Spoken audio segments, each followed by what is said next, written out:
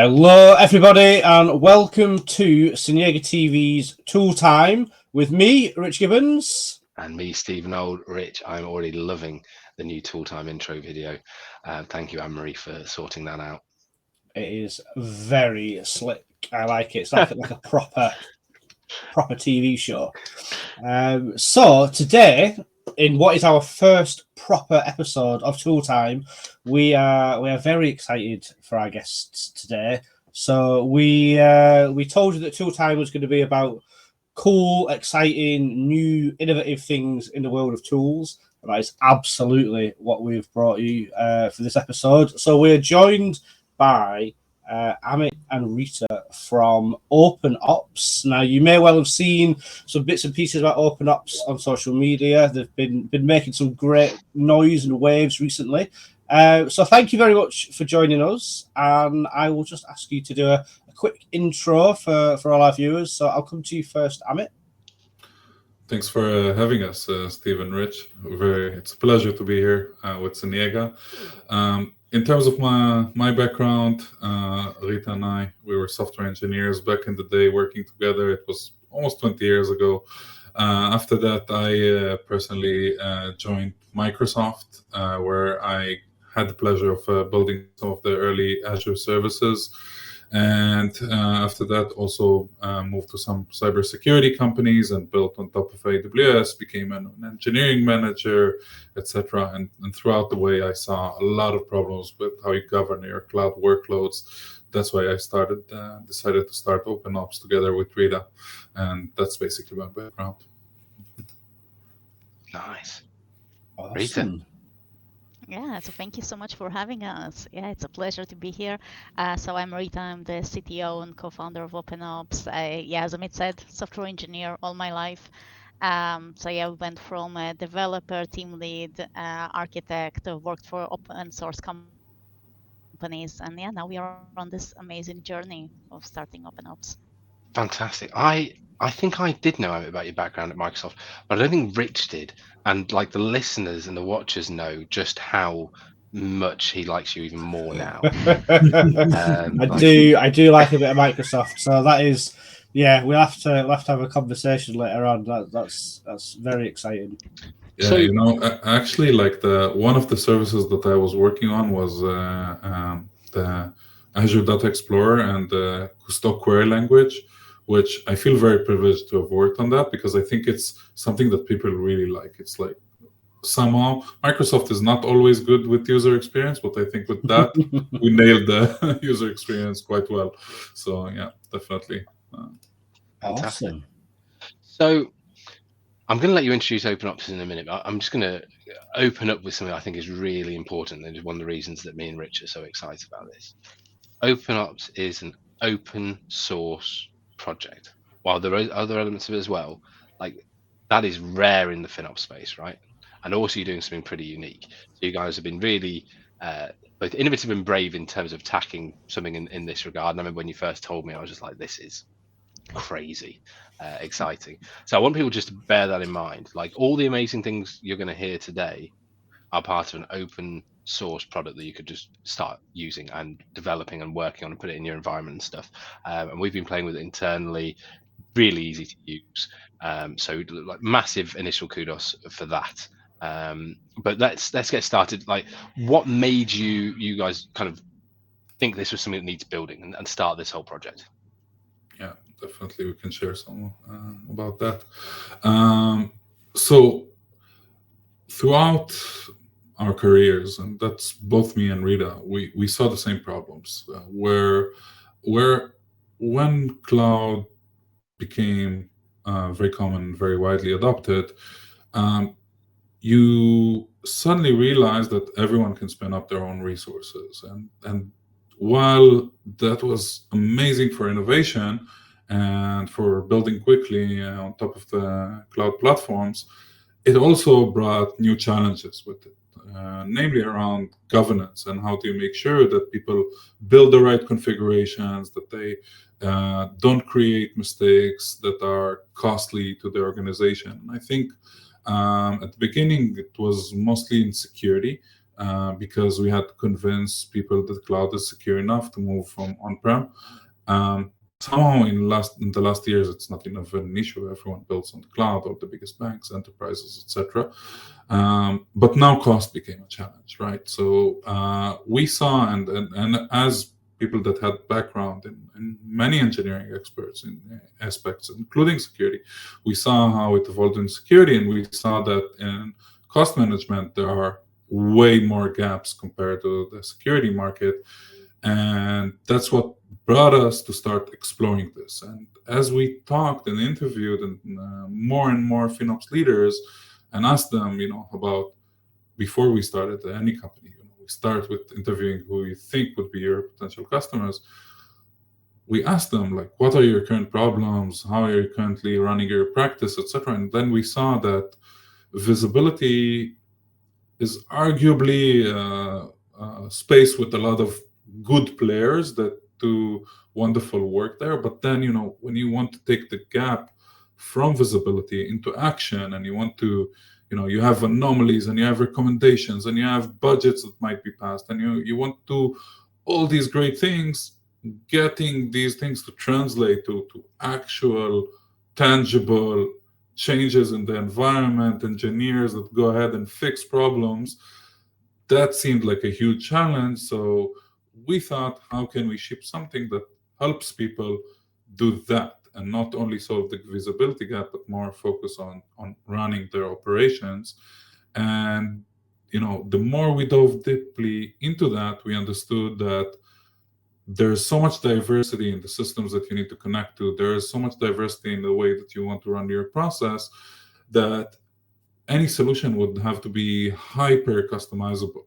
And that's how we arrived at, okay, so no-code workflows, which you can edit, which bring all the integrations and help you focus on the business logic.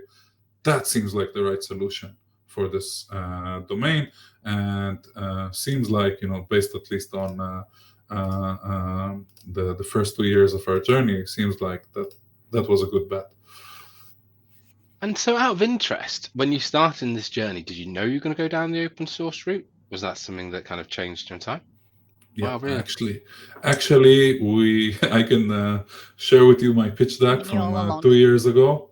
Yeah. There's like a whole few slides on the benefits of open source, why such a solution needs to be open source. If you think about the number of integrations you need, you want people in the community contributing. Building Like, this, yeah. if you think of what's going on in FinOps, with the FinOps Foundation expanding to Scopes. IT and SaaS and cloud, etc., the number of systems you need to integrate with to create good operations is just incredible. You have to have a community that has access to different data, has access to different systems, that contribute and to build this together. Like, no single vendor can build this together.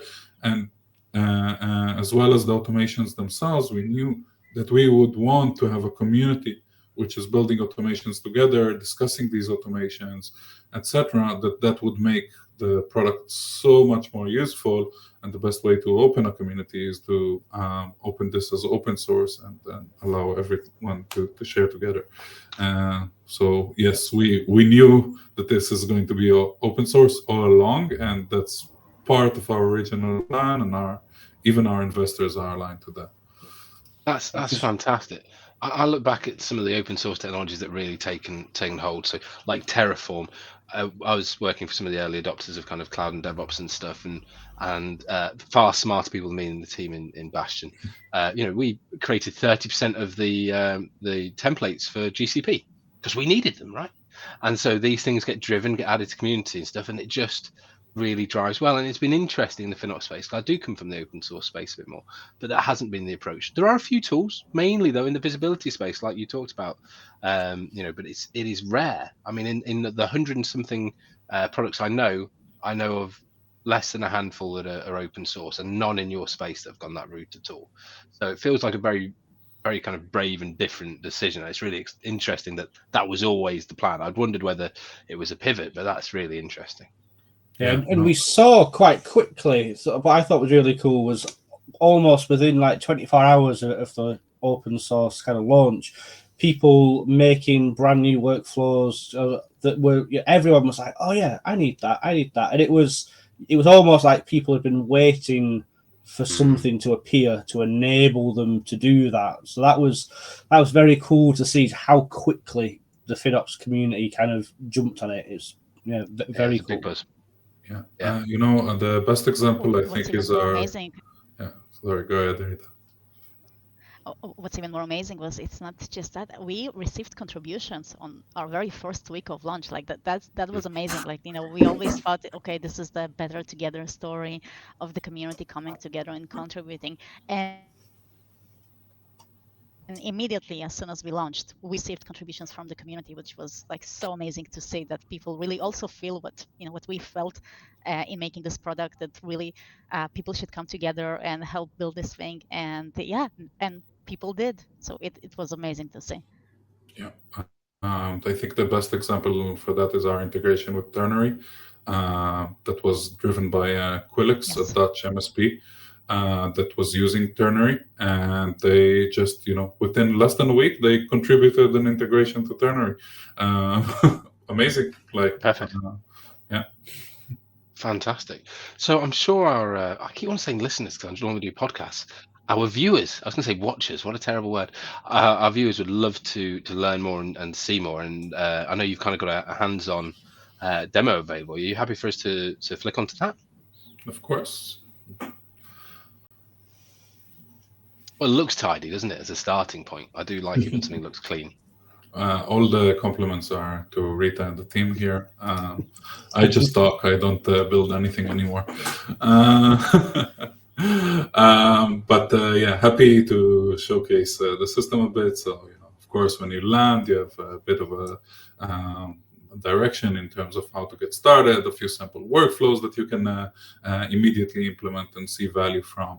But the really interesting thing is, of course, building the workflows themselves. Just a bit of orientation. So, this is the homepage. We have the workflows page. We have the runs where we can see sort of an audit on what ran and the data that passed through the workflows, etc. Connections is where you define your connections to all the different systems. Tables is an amazing feature that is both a spreadsheet and a database. I will show it later and how it's useful. Analytics is, what you would expect from any product. Dashboards. That's less interesting. Everyone has dashboards. But I'll show in the end also a bit what can you do with them. But let's dive into the action. So the workflows. Of course, you can build your own workflows from scratch. And as well, you have a template library with a bunch of predefined workflows that we already built for you that you can just use your connections and apply them. So we have a lot of examples. If you're not sure what you want to build, you can look at our examples, and you already have a lot of things that you can put in. But let's look at a specific workflow and to clarify what we do even mean by workflow automation. And so with this workflow, we will be trying to do something that a lot of FinOps teams are struggling with and doing manually, and doing through manual Jira tickets and spreadsheets and emails, and creates a lot of mess for every organization, which is to take optimization opportunity recommendations from various systems and get them done with, like act on them. Actually remediate them or quickly determine that they are false positive and we shouldn't. That's a big challenge that we were seeing across the board. So this workflow will help us with that. So every day we will pull recommendations from Compute Optimizer, and that's just the start, right? We pull the recommendation. Now we know a lot of these are false positives. A lot of these are not presented the way we want them. They don't give enough context. So actually through the workflow, we can start enriching them with more data and then decide what to do with them based on that. So for example, we can show the cost in a different way. We can pull the cost from the catalog in an amortized way. We can show it with enterprise discounts or without, depends on what we want to achieve here. And by the way, you can enrich it with carbon data or with anything else you would want here if you have the data source for that. Another very interesting thing that you can do here is to start adding telemetry. So, for example, we can pull CloudWatch metrics and start to sift out whether this is a false positive or not. For example, one of the things we are seeing is that companies are choosing instance types based on their SSD performance or based on GPU, etc. And then you get a CPU-based recommendation, which is somewhat of an indication that this is underutilized, but not necessarily good enough to start notifying people about it. But also you get you have to install an agent to get memory data out, right? So straight away, there's you've also got that challenge we see a lot of places. This case of it might be low CPU, but my RAM's there, which is another problem we see. Yeah, exactly. So you can connect through the workflow to any data source you have, and you can enrich, and therefore you can make a decision. You can add filters here to drop opportunities if you see that they are not relevant, and sometimes you don't need a human to do that, to tell you that. And that can reduce noise, which later on gets people to actually reply. If everything you send them is to the right person at the right time and it's relevant, then people actually reply more and engage more with it. So that's the first phase. We have a recommendation. Now we trust it. It's enriched. We know that we want to notify someone about it. We want to do something about it. Okay, so now we need to find the owner to create accountability. And that's another place where customization comes in. Because some companies will say, wow, we have a great tagging process. Most of our resources are tagged. Most companies will not say that. They will say we have 50% tagged, and then the rest, we have other heuristics that we want to put in place. So this takes the data based on tags, but you can build a more complex workflow here to have a cascade, like find it based on tags. If you didn't find the owner based on tags, find it based on a CSV mapping with accounts and their owners. Try to get the data through a service catalog if you have one, so you can build this process out. You can also add here, for example, many people have their data in a data lake or data warehouse. So you can also pull in data from, for example, Athena or an SQL database, if you already have some sort of database or data lake with owner mapping. And then you can actually run more operations. And eventually what you want to do is to send the opportunity in Slack, which, if I can, could I share my Slack here? Let's see.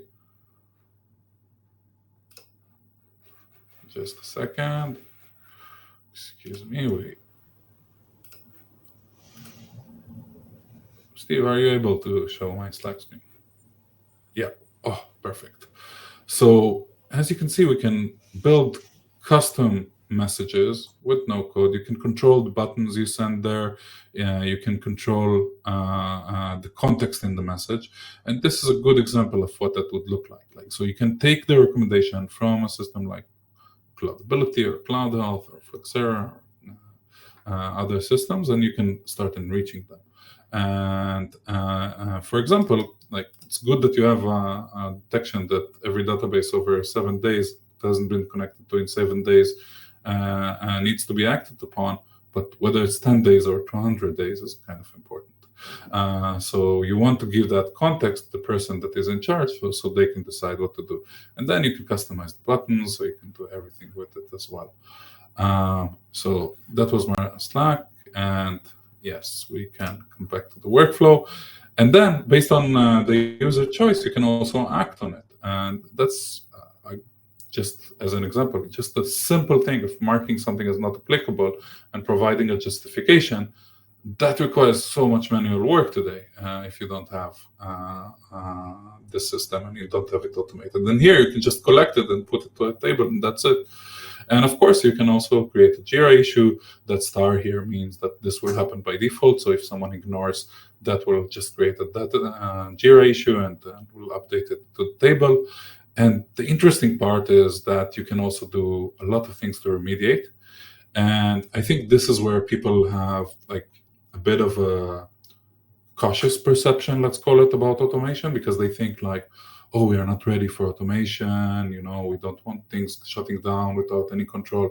But actually, what people don't realize is that automation can help you bring that context, can help you make it way easier for the end user without requiring anything that happens without human approval. So this is an example, real world example we had with the customer, where they had their CI/CD picked up CloudFormation files from every repo and deployed it to AWS.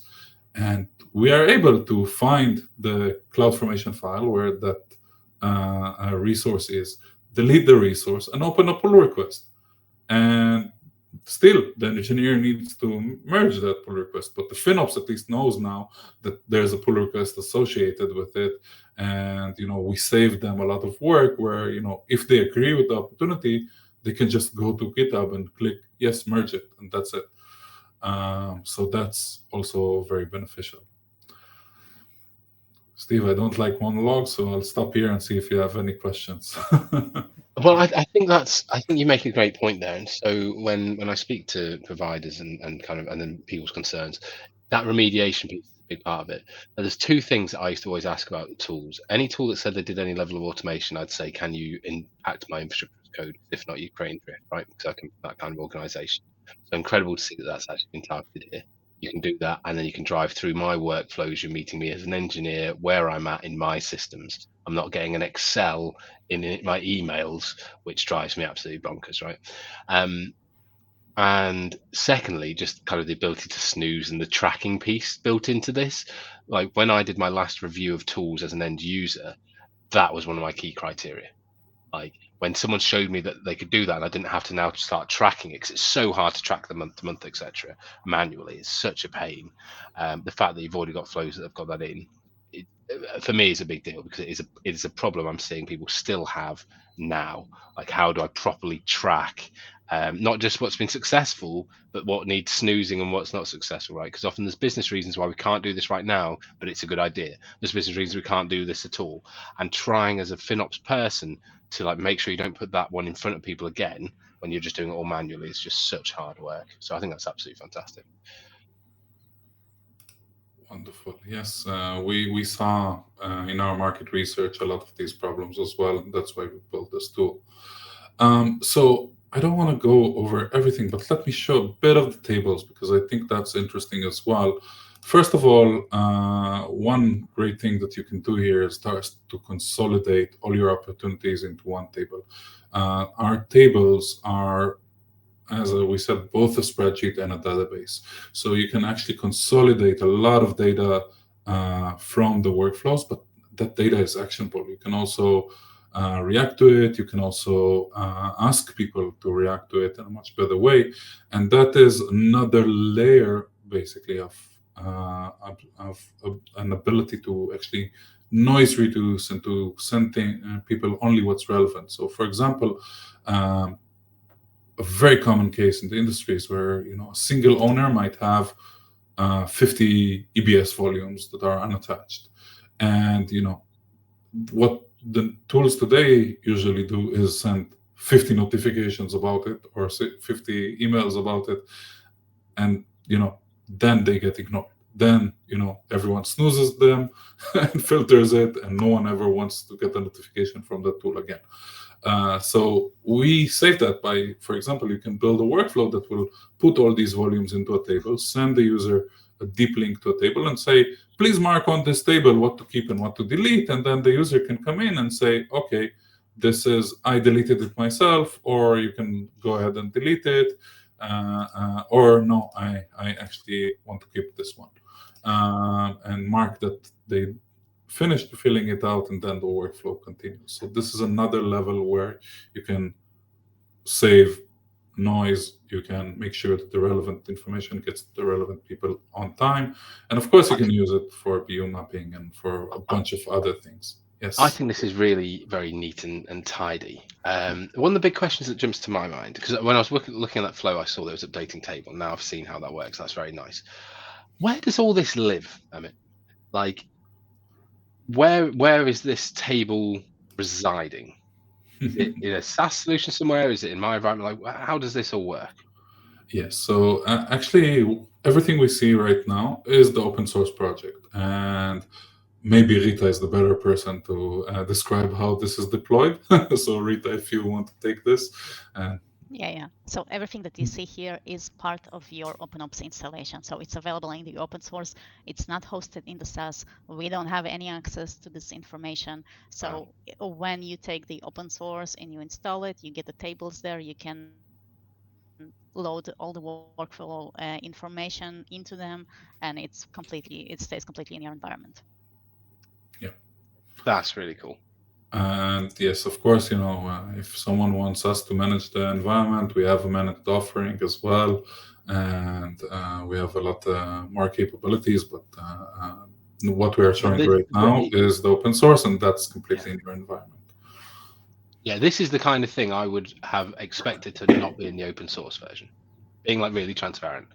So I'm like, this is really cool. I think this is going to be the bit that you'd get me for, but like, yeah. So, but the thing is, why we decided to put that as part of the open source is because we really feel that this is an integral part of the solution. I mean, as you said, it's the ability to track the state of your opportunities, the ability to share and send deep links to people so that it would be easy and actionable. You can't do it without it. That's why we put it in the open source, because we really think that it just has to be. Yeah, I agree. Yeah, now you say it makes a lot of sense. And another element that I think is important here, I think, not all products are born equal. And when you're talking about products that are used for automating your cloud environment, you keeping control is very important, because in the end, we want to enable you to change configurations in the cloud, and that requires trust. And for you to have that trust, you need to control the environment. You need to control your data.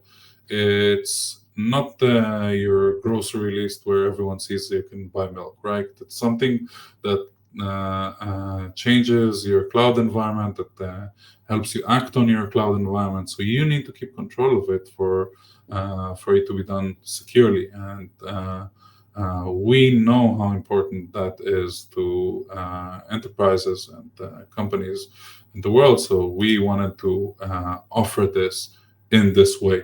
Now, of course, we are SOC 2 compliant and ISO compliant, and our managed environments are extremely secure. We are coming from a very good security background to build this very properly, but still, for some enterprises, this is not enough. They want to keep control, and we wanted to enable that. Amazing. Fantastic. Yeah, thank you so much. I entirely agree. I think it's one of the biggest concerns people have is if it's going to be automating, like how much access do I need to give you? In this case, are you giving yourself access because it's in your environment? Exactly. Yep. So the final piece that I will show, and then Rita will show a bonus feature as well, maybe, is the dashboards. Because, this is another part of the openness of the platform. Right, we have our own dashboard, but actually everything here is built on top of our tables, and the tables also expose an SQL view. So if you have your own QuickSight dashboards or Power BI dashboards, you can actually build the same dashboard in Power BI on top of our tables. We took, admittedly, maybe we took the brand name a bit too much to the extreme, but we really want this to be an open platform which is useful for everyone. So we wanted to keep that freedom as well. And by the way, vice versa, you can also build in our dashboard graphs on top of information and data from other sources as well. But the goal is to show here what we can do with it, like how an organization can take now the sum of recommendations they have and consolidate it to a real operational process where it's no longer like this net saving potential that all FinOps folks are afraid that their VPs will see, because they know it's containing so many false positives, and it's no longer, telling you, if you move to Graviton and to Spot and you do right sizing and you do this and you do that, then you can save $10 million on a $4 million bill. Like, it's not that. Like, we're now really sifting out what's real and what's not, what's open, what's in progress, what's dismissed, what's exempt, and we're transforming like visibility into a real operational process. In FinOps foundation terms, we're not only informing, we are really moving to optimizing and operating our FinOps practice. And so this is the executive view, and you can build scorecards to measure KPIs on top of your operations, and you can also have a more day-to-day view for the FinOps practitioner, where you can see all the events that happened, you can see all the open opportunities, and for example, this is something that I love, like, Joshua has a small complexity, low risk opportunity, like, I probably want to speak to Joshua on why this opportunity is still open, right? And so you're building visibility in here on stuff that I can have enriched. So literally my logic that has gone through those workflows can come into here. Is that fair? Yes, you can even score priorities. You can, so in this case, the complexity and risk come from Compute Optimizer, but you can definitely even override it and determine your own scoring. Yes, you can. And the system is flexible enough to do anything. We have our templates, we have our example tables to help you get started, to help you get running fast. But you can build all your logic into your FinOps practice to this. Incredible. Rita, do you want to show a bit our new feature that we just released yesterday? Of course, this is very exciting. This is proper breaking news. Yeah. If you haven't seen, we did a webinar yesterday where Rita did a wonderful demo. We would love to do it here as well. Okay, so I'm sharing my screen. Do you see it now? Yes. Yes? Okay, perfect. Okay. Okay, so this version that we released.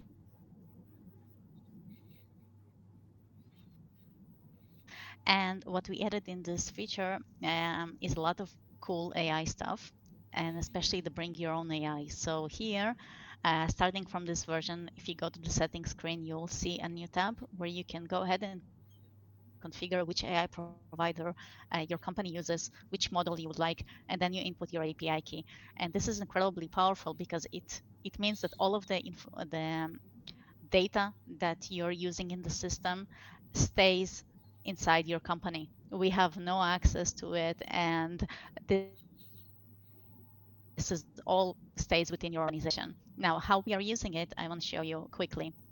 So you know how all cloud providers, they have an option, for example, to do CLI commands, and it's very powerful. You can do so many things with it, but the trouble is that you then have to know how to write that CLI command. So this is something that we've added, and you can go ahead, give it a prompt, like, for example, give me cost savings recommendations for underutilized EC2 instances, and the AI will go ahead and give you directly the command, which you can then just input and get back immediately the result. And then you can, and this is one step that we are taking into simplifying the way that our users are building workflows. I can say from personal experience, this is incredibly useful and saves you a ton of time when you're building workflows. I've built so many of them, and this definitely saves time. You can also communicate with it and ask it questions like, okay, help me to explain this command. No, it's not what I wanted, etc. And the AI will help you write this. Even I could use this. This is yeah, it's really nice. It's really nice, and we added it to all of the cloud providers. So you have it for Azure and GCP. We also added it for all of the SQL queries. So for example, you can have it now on Athena queries. You will see this button of generate with AI, Databricks, Snowflakes, BigQuery. So you will see this button in various blocks that we have in the system, and we are constantly expanding it to help you do it in more and more fields, with, of course, the end goal being that you will generate a whole workflow and it will auto-populate everything for you. But for now, That this is that. the query And one for me is massive. The query one for me is massive. Like, I'm yeah, okay at CLI. I'm dreadful at SQL. At the moment, my generative AI for SQL is Frank, that you guys know. yeah. So actually having this, he'll finally think I'm actually self-sufficient. Yeah. So here, like, yeah, you can have, for instance, you're using Snowflake, you want the query, you will just have it. And what's really nice about this, as I said, it's bring your own AI. So all the data in terms of security, everything stays in your organization. And because we are open source, actually all of this, it's open. You can go to GitHub, you can look at the code, you can look at the prompts that we are going to call your LLM with. You can change it. So it's giving you the full control and visibility over what the AI is doing. And as Amit showed the tables, I want to show something cool that we also added. So Amit showed the opportunities table, for example, which is incredibly powerful because then you can run the workflows and the workflows will populate the table. But what's next? Because with time, you're going to have a lot of information here. And Amit showed the analytics, but you can also now actually talk with our AI. So you can ask it, for example, give me the top 3 opportunities that have the most estimated savings. And the AI will go ahead and give you the results. Now, you can take this a step further and ask it more detailed questions, like, for example, which business units have the most open opportunities with the highest estimated savings? Like, who should you go ahead and contact in your organization? Or, for example, who snoozed the most opportunities? Why are they a serial snoozer?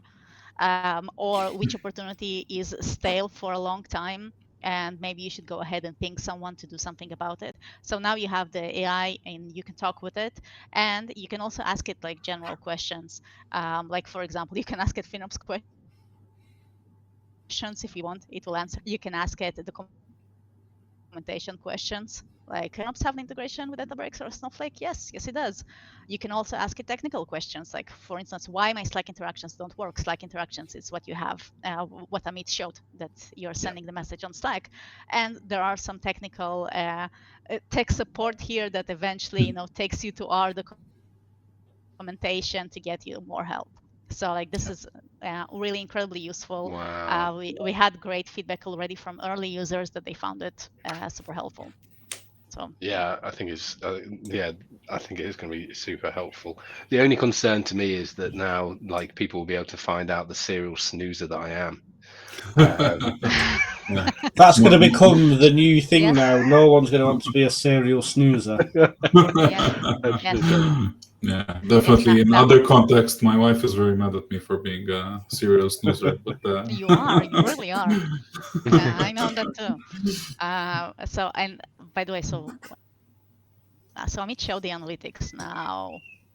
Just a bit of a sneak peek, but in the open source version, those of you who installed it, you will see that you don't see this dashboard that Amit showed with the charts. And the reason is because you have to go ahead and create those charts. And while that's something that we will also add to the open source,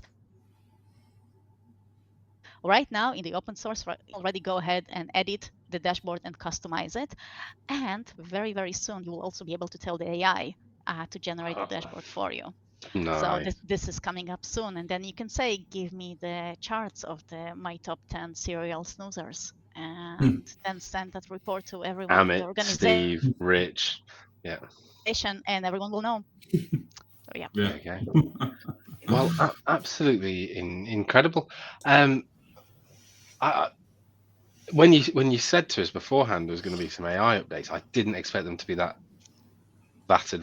many and that advanced in that many different places. We hear about AI all the time, and quite often, we do a lot of work in the tooling space. You kind of think, oh, right.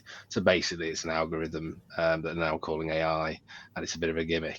That is hands-on, make my life easier, generative AI in play, and I Yes. can choose the model. It can be my model internally as well. And it's only the beginning. And really, also the beauty of it, it's all in the open source. You can go ahead now and see which prompts, how exactly does it work, like in Mm. terms of security as well. It's all out in the open. You can take a look and make sure that everything is compliant with your organization standards. And this way, you can be calm that you can use it in the organization safely. Yeah, There we go. I think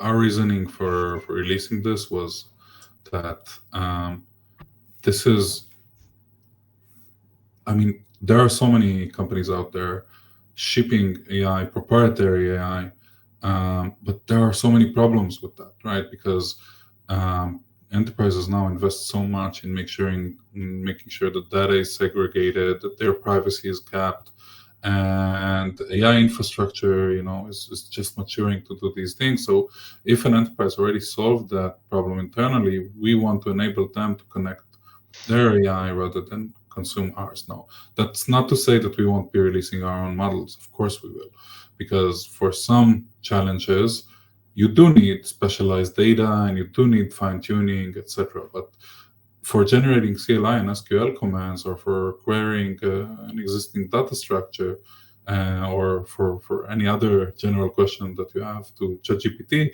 or Claude, like, you can use your own AI for that. You don't need a fine-tuned AI.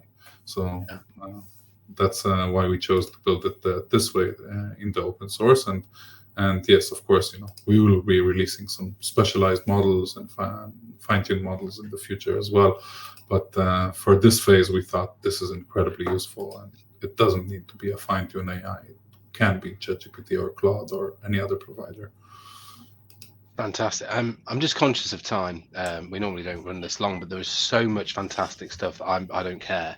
I think it's great, and we've done both like an intro and an update, and the update was super exciting as well, as was the intro. So I just want to thank everyone for watching. Thank you both for being here. Rich, thank you for being just as amazed and surprised as I was about some of the stuff that's It wasn't hard, to be honest. Right. That was crazy. I guess before we finish, one thing for everyone watching who's dead excited and they're like, right, I want to go and play. How, where do they go and what do they need to do to get started with OpenOps? Great point. Yeah.